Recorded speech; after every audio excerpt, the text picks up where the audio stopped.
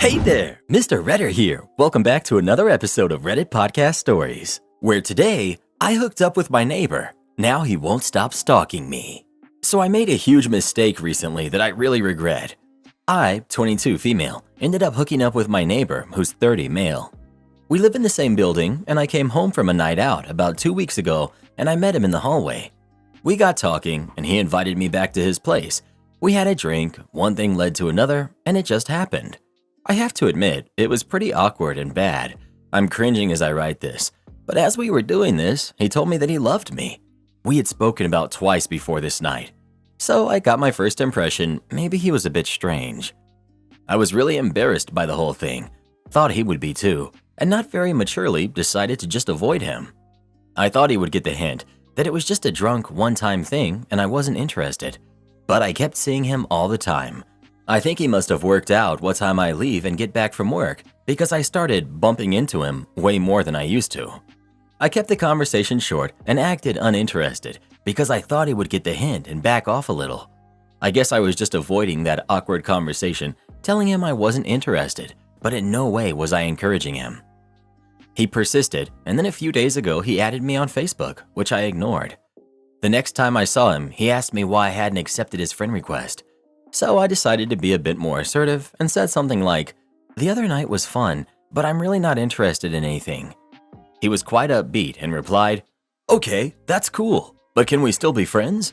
So I thought maybe I had been a bit immature towards him, and now that I've told him my intentions, we could be friends.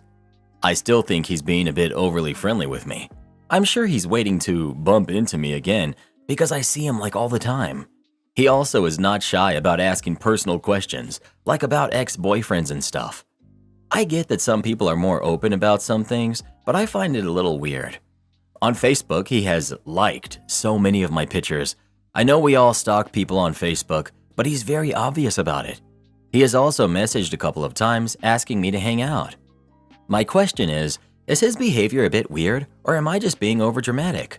I'm happy to be his friend, but I feel like he's being a bit over the top. I don't want to act like a jerk towards him, but I don't know how to really tell him to tone it down without coming across as one. He's someone I will probably keep seeing, so I feel I have to be nice to him, but he's really weirding me out. Dude, you should not have brushed off his "I love you" comment.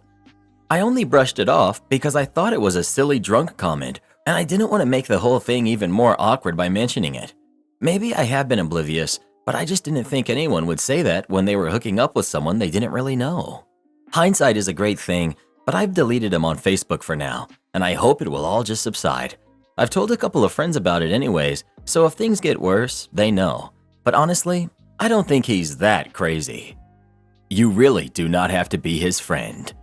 I really was happy to be his friend, but I found him a bit overwhelming because I felt like I couldn't leave my home without having to see him and talk to him.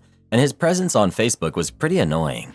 I do agree though, I don't have to be his friend, and I quite like the way you worded it, how to break it off. So thanks. Update, 4 days later. The first thing I did was delete and block him from Facebook, but that's the easy bit because I was still going to have to talk to him in person. I, coincidentally, ran into him on Monday. The first thing he said to me was, "Have you deleted your Facebook or something? Because I can't find you anymore." So I went for it and gave a long speech about how he's a nice guy and I thought we could be friends, but I feel like I'm leading him on by hanging out together as I'm really not interested. He replied that he really does just want to be friends and that it would be more awkward now if we're not. I just said something like, "I don't want to give you the wrong impression, so I think it's best for now if we're not." And then I just quickly left before he could say anything else. I felt like a bit of a jerk saying it, but I guess I had to tell him. And I'm glad I did because he was overwhelming me slightly. So far it's worked and I haven't actually seen him since then, but it has only been like 2 days. However, last night I got a rambling long letter through my door. It came quite late, so I'm almost hoping he was drunk or something when he delivered it, because I think it's kind of weird and also vaguely insulting. I think I'll just type it out as it's difficult to explain the tone of the letter. So here it is. Dear OP, you didn't give me much of a chance the other night. And there is more I wanted to say, though this might actually be an easier way for me to explain my thoughts and feelings. I know we had only talked a few times before our tryst, but I felt like there was an obvious connection between us. I'm sure you must have felt it too, or I don't think you would have come home with me that night.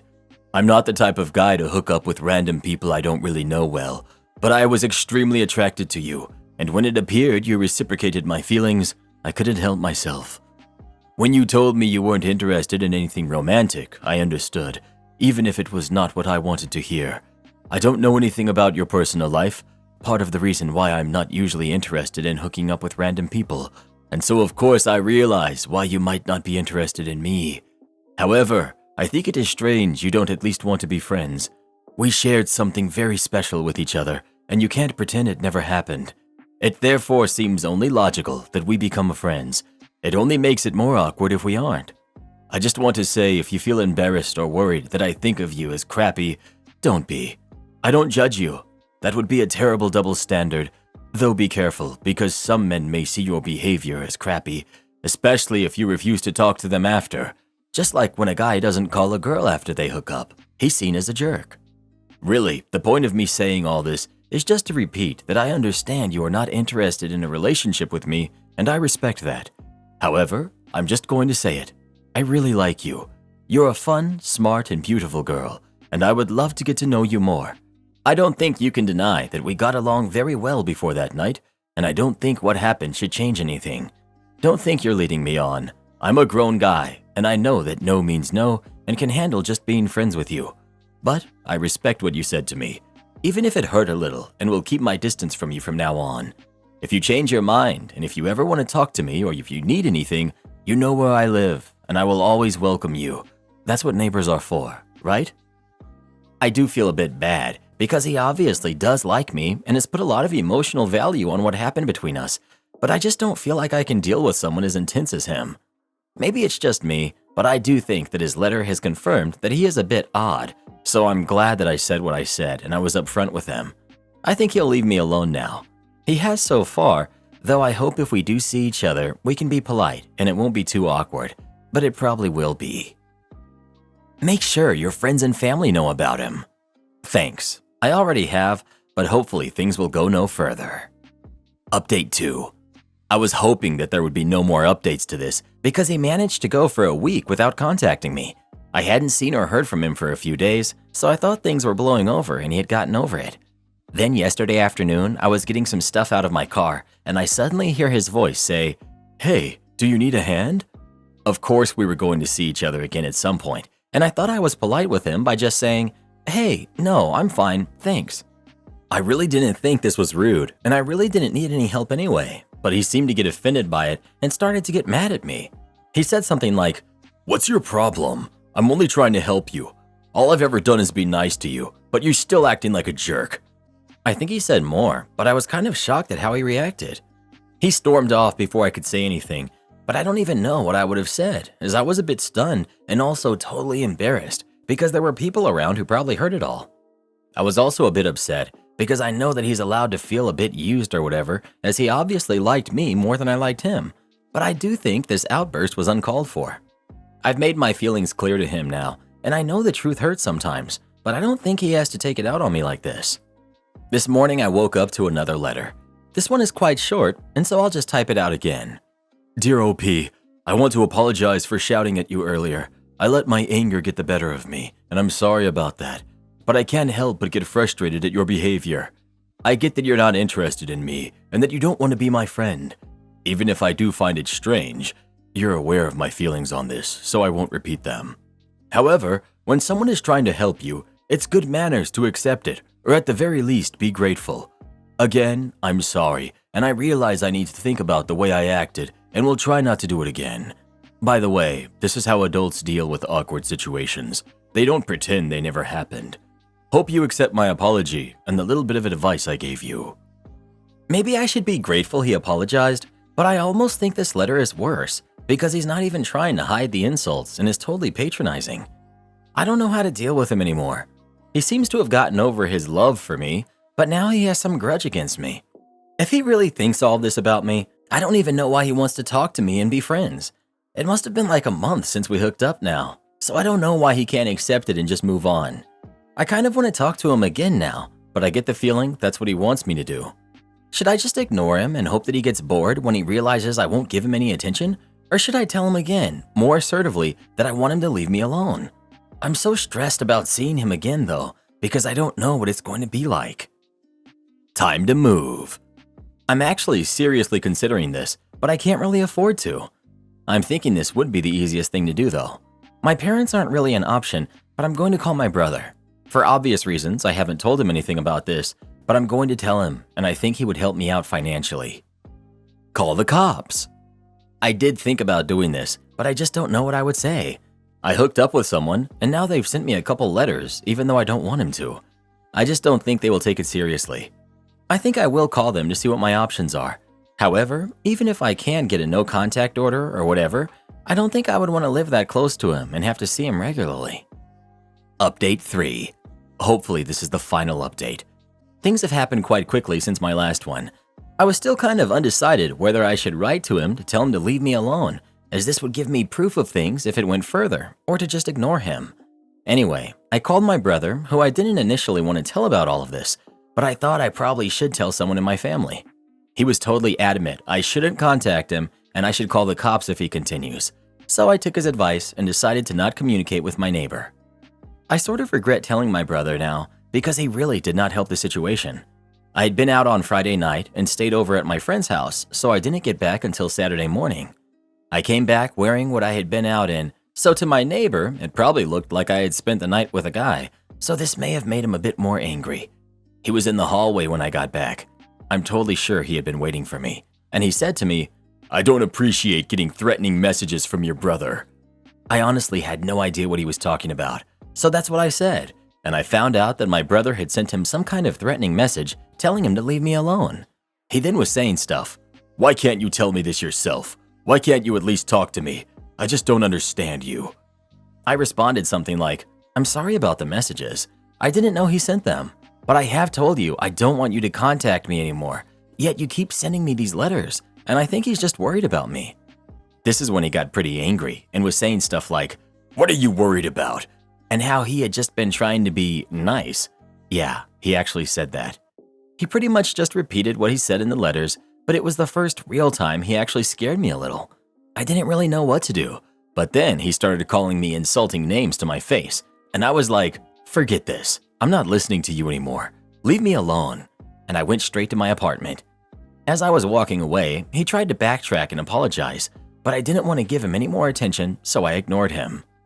The first thing I did after this was talk to my brother again because I was kind of annoyed at him for getting involved, and I wanted to find out exactly what he said. So he got his Facebook from one of my friends and sent him this message. "You need to leave my sister alone. You're creeping her out. If you don't, there will be consequences." So I guess it does sound a little threatening, but it's not as bad as I thought it might have been. Even though I was worried that my brother's message might have been seen as provocation, I decided that I was going to call the police. I waited until the next day because I was tired and it was a bit late after talking to my brother. I shouldn't have been surprised that I woke up to another letter. I think he loves having the last word. It's not very long, but here it is. "Dear OP, I'm sorry for some of the things I said to you yesterday. I didn't mean them, but the heat of the moment got to me. I did feel threatened by what your brother said to me. All I've tried to do is talk to the person I live next door to after I hooked up with them. You've made it pretty clear you're not interested in me, and I have accepted that. However, I have explained to you multiple times that I find it strange you don't want to talk, so I think you could be more understanding to my feelings instead of just labeling me a creep. I think we need to talk like adults in person, because I feel so frustrated that you don't understand what I've tried to say to you in my letters, and the only way to do it now is face to face. I won't let my anger get the better of me like it has previously, and surely you must see this is a better idea than getting your brother to send me messages." There was no way I was going to talk to him in person again, as the last 2 times we spoke, he just got angry with me and started calling me names. I wanted the whole situation over now, so I called the police. It was the non-emergency thing, and they were actually very helpful. I was prepared for them to not care. Then they asked me to go to the station, and I had to show all of the stuff he sent me, the letters and Facebook messages, etc. They filed a report, and originally they offered to call him, but when I told them I didn't have his number, they said they would go and talk to him. I just want to make this clear for those who responded to me before, saying going to the cops was too far. This isn't a restraining order. He hasn't been charged or anything. All I've done is file a police report, and we have both agreed to not contact each other, and if either one of us contacts each other, then it will go further. I was sort of expecting for him to send another letter after this, but he hasn't. I know it's only been a couple of days, but I do feel better about the situation now. I'm going to stay here for now. I might talk to my landlord, but I don't think he would let me break my lease. If I feel like I don't want to stay, I think my brother would help me out with money. I do feel bad about what happened, and of course, I should never have hooked up with him. The number one lesson I've learned is don't hook up with your neighbor. But if anyone reading this finds themselves in a similar situation, I guess my advice is to trust your instinct and go to the cops because they can be helpful, and it doesn't mean they're going to start arresting people. Anyways, thanks for all the advice. It was appreciated. Final update. What a mess this has all turned into. But I really do think it's over now, so I thought I would do a quick final update. Initially, I was thinking I would just try to stick out living there until my lease ended, but on the encouragement of some of the replies of my last post, I decided to talk to my landlord. He was not really very understanding and was like, "You shouldn't have hooked up with him," which I guess is true. He said there's nothing he can do now, but if I wanted to break the lease, I could, but it would cost me 2 months' rent as a termination fee, and I have to give 60 days notice. Though he did say to let him know if anything else happens. So I left it, but I was living in like a constant anxiety of seeing him, or that he would just do something else. Then I talked to my brother again, and he told me that my neighbor had been messaging him, saying things like, "How does it feel to know your sister's a jerk?" and other similar things. I wasn't really sure if I could go to the police again with this, because he wasn't directly contacting me, but I realized I didn't want to stay anymore. My brother agreed to help me come up with the money, so I thought that would be that, and I could get away. Then maybe a couple of days later, I ran into my neighbor. It probably was just a coincidence. It was bound to happen at some point. The weird thing was, he was being super friendly and asked how I was, etc., and didn't mention any of the stuff that had happened. I found it almost creepier than when he was being aggressive, and I told him that he was supposed to be leaving me alone, and I wanted him to stop contacting my brother. He said something like, "I thought we had moved past all that." This is when I seriously began to think there's something really wrong with him, and I just told him again to leave me alone. Then, surprise, he sent me another letter. I can't find it right now, but it basically said, "There was no need to contact the police before, and I hope you aren't thinking about doing it again." But the tone of it was kind of threatening. I went to the police again, and things got a little more serious this time. I got a temporary injunction against him. Then there was a hearing, and I got a final injunction, restraining order. Because of this, I was able to break my lease without a termination fee, with only a 30 days notice. I stayed with a friend for a couple of weeks, but this week I've moved into a new place, and I finally feel like I can move on from all of this. Thanks for the advice. It surely gave me the confidence to go to the cops. Am I the jerk for feeding my kids stale food and calling my wife lazy? I, 37 male, and my wife, 36 female, have 2 kids who are 5 and 7. My wife is pregnant with our third right now. She's 20 weeks pregnant. So my daughters have never been picky about their food since I used to cook all meals and never introduced them to junk food. However, about 2 months back, I was assigned to a new project at work and started working long hours, 70 hours a week, so I've been unable to cook as often now. I wanted to hire a cook because my wife was having severe pregnancy symptoms, but my wife said she wanted to try cooking for our kids, and she also didn't like the idea of a stranger in our house. I agreed to her idea since she suggested it herself. For the first month or so, she cooked pretty diligently for the kids, and both of us as well. However, after that, she reduced the quality of the meals. What I mean is, she started making easy-to-cook foods for the kids. She also started giving them junk foods as snacks, so that they wouldn't be hungry for real meals. I chalked it up to her pregnancy nausea for the first few weeks, but last week, when I prepared an elaborate meal for the family on Sunday, the kids refused to even touch the food because they wanted the usual buttered noodles. So I told my wife that I'd be cooking all the meals from now onwards because the kids are getting spoiled from eating junk food all the time. She got mad at me and said she's trying her hardest and I should be more appreciative. I told her no one forced her to cook, and I had already suggested hiring a cook, but she was the one who refused. She said that I don't understand her discomfort with having a cook and that hiring one was out of the question. She also told me that I can cook all the meals if I think it's so easy to feed the kids healthy food. I told her that I would do just that. That very night, I stayed up, making different kinds of healthy food options for the week. Fruit salad, chicken stir-fry, pasta sauce, with veggies, mushrooms, and tomatoes, then blended it all. cauliflower soup and banana bread. I froze everything so they could be reheated during the week. I've been just reheating food throughout the week and giving it to the kids. Since they want only noodles, I add the sauce and chicken stir-fry to the noodles along with grated cheese. They just eat it without detecting any veggies in it. For their school lunches, I pack ham and cheese or tuna or chicken sandwiches the night before, along with fruit salad and chocolate milk. They get a slice of banana bread for after-school snack, sandwiches and soup for dinner for me and my wife. My wife told me the food tastes good, but it's stale food, so she doesn't think it's better than what she used to cook for the family. I told her at least I was putting effort into the meals, unlike her, who was using the kids' picky behavior as an excuse to be lazy. She got mad at me and said that she wasn't being lazy and that the kids really were picky. Now she's not speaking to me for the past 2 days. Am I the jerk? Not the jerk for what you're feeding your kids. Those seem like good options, but you are the jerk for what you said to your wife. She's clearly not used to cooking like you. I'm guessing there's a reason you've been doing the cooking until now, and being pregnant while caring for 2 kids can be exhausting. Maybe instead of fighting about who's doing the cooking right, you could make it a team effort. Some of your early prepared meals mixed in with some healthy options made by her. That might make her feel less overwhelmed about taking over a chore she isn't used to, and she'll be less likely to burnt out and resort to food that isn't healthy. Make a meal plan together even. Always remember, you're a team. You win or lose together. Neither of you can win alone. Not the jerk, and here's why. I don't care that she's pregnant. You offered her many reasonable solutions. She insisted on being the one to cook and mess up your kids' eating habits and turn them into picky eaters by being lazy.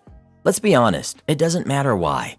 Yes, she is pregnant and caring for 2 other kids, but if she couldn't continue to provide healthy meals, then she should have communicated that and asked for help, and you two could have figured out a solution together. Then, once you realized that she wasn't handling it and she was not feeding your kids properly, then you took that pressure off of her and took on the task she clearly could not handle. Again, doesn't matter that she's pregnant or why she can't handle it. She clearly can't handle it. You didn't demand she work harder or fix it herself. You solved the issue and took on the task yourself. Furthermore, you're not feeding them stale food, and it's not the same as her crappy junk unbalanced food. What you are doing is meal planning and meal prep, and it's absolutely appropriate and healthy, and even recommended. The fact that she wants to belittle your effort to help her and feed them healthier meals and take the pressure off her makes her a huge jerk. She should be grateful. Finally, she wants to argue that the kids are picky eaters. 1. They weren't picky until she made them picky by feeding them garbage. 2. They clearly are not that picky because they're eating what you're making. Although calling her lazy probably didn't help your situation and probably makes you a jerk in some ways, we all can't be perfect in our communications, and maybe you need to work on that a little. You're the jerk for calling your pregnant wife lazy when you clearly have different operating abilities when it comes to food and meals. Take some time for communication and meal prep together instead of just name calling. Also, not all meals need to be healthy, everything in moderation. Asking her to cook from scratch every night is a lot for someone who doesn't have the skill set. Then you pile on kids who can be picky because, yes, they are being picky, plus pregnancy. Why don't you teach your wife a few easy meals or create a meal plan with her cooking 2 nights and you cooking 3 nights? It doesn't need to be all or nothing. And you need to work on your communication and empathy. Lazy? You owe her a huge apology. You're the jerk. Today I messed up by injuring a heart surgeon in the middle of heart surgery. I'm an assistant in heart surgery. I work with over a dozen different surgeons. This one doctor is one of the OGs at this place. Been around forever, seen it all, done it all. Nothing really bothers him. He's very quiet and reserved during surgery. I'm new here, so I'm really trying to make a good impression. The case before I worked with this doctor was literally the smoothest case I've ever assisted. I was truly a step ahead the entire case, and the surgeon didn't have to ask me to do anything because I was already doing it. It felt so great. So, when I saw my assignment was to work with him, I was super pumped to get a chance to build on how great the previous case went. So there we are in the middle of the heart surgery. The heart is arrested, the heart-lung machine is cycling the blood instead, and we have the heart literally cut open to replace a valve. Right in the middle of placing the valve sutures into the heart, he handed me 2 of them, and I went to place a hemostat clamp on them outside of the open chest, like I had with the rest of them. This is a routine and imprecise move, so I was kind of nonchalant about it. Unfortunately, the surgeon pulled his hand back right as I went to clamp, and I clamped a metal clamp onto his pinky knuckle. He lurched back and screamed in pain, looked at me and said, "Now why did you do that for?" I was speechless, being caught totally off guard. Obviously, I hadn't done it on purpose. This reserved and quiet surgeon just scored a touchdown in the Super Bowl spike with the now contaminated needle driver he had been holding onto the floor, ripped off his gown and gloves, and stormed out of the room. The entire room was pin-drop quiet. What do we do with this open chest and open heart without a surgeon? What happens now? My career flashed before my eyes. My ears burnt like lit sparklers, and sweat started running down my neck. My surgical goggles started fogging up. For a second, I felt like I was going to pass out, but 30 seconds later, we heard the surgeon slamming the metal panel onto the scrub sink, and we knew he was scrubbing back in. He came back into the room a few minutes later, clearly red-hot mad, but we went right back to work and finished the case without a single word about what happened. When he was getting ready to leave the room, I apologized sincerely, which he kind of resentfully accepted. Edit for clarification. Don't mistake my comment about being nonchalant as being careless. The point was that I wasn't in the chest. I was back off to the side just clamping sutures together, so it's a different kind of movement than handling tissues inside the chest. My mistake was in having tunnel vision and not seeing the unexpected movement of the surgeon, not in how I was clipping the sutures together. Empty everything from my bag? You got it. I work in a transportation facility which requires me to go through a security checkpoint that inspects bags and such, and you have to go through a metal detector. They require us to remove any electronics or wires from our bags. Since I'm a technician, I carry a laptop and network cables in my bag, plus some small hand tools. I was told I can leave the hand tools in the bag, but the wires and electrics have to be taken out. Fine. So I've been doing this for months, until yesterday. I go through as usual, unpacking my bag of the required items and putting them in the bin and send it through. I send my bag afterwards. X-Ray says nothing, so I start reloading my bag. This is when X-Ray stops talking to her coworker friends and realizes she has to work. They start going through my bag, pulling out everything I just put back in, telling me, "This is supposed to come out and go in a bin." I did, you weren't paying attention. X-Ray then proceeds to tell me, "Anything metal has to come out, everything has to come out." Fine. Today rolls around and the same person is running X-Ray, so I take all of my usual stuff out of my bag and put it in a bin. Then I start removing everything from my bag. Tissue pack? Check. Quick wipes? Check. Pens? Check. Candy wrapper from 3 days ago? Check. You get the point. Every single item I pulled from my bag. Meanwhile, X-Ray is getting testy and a line is forming behind me. X-Ray tells me I'm holding up the line. Sorry, you said everything. After my bins and empty bag go through the X-Ray and come out, I begin to repack everything while watching the line behind me. A guy is now doing the same thing I just did, pulling everything from his bag. You did tell that other guy everything. I don't want to get in trouble. The next guy behind him started doing it as well. As I set my bag on the floor and began to walk away, I turned to X-Ray and said, "You did say everything. Have a nice day," and left. I think I might go back through after lunch. Clarification. This is a security checkpoint for employees of this transportation facility. It's a private security company and not any government transportation security, though most of them act like they work for the government. Karen demands I have a baby for her. My oldest sister is 40. She always wanted to be a mom, but some complications meant she was never able to be a biological mom. In her 20s, she met a widower with kids and married him, admitting her intention was to become a mom through them. Her stepkids were never okay with her like that, and for the last 16 years, she has struggled to come to terms with the fact that not one of them even considers her their mom or embraces her like she would like them to. This is something she always complains about when she's around our family, especially me and our sisters. 3 years ago, one of my sisters was expecting her third kid, and she was going through a lot and struggling with her pregnancy.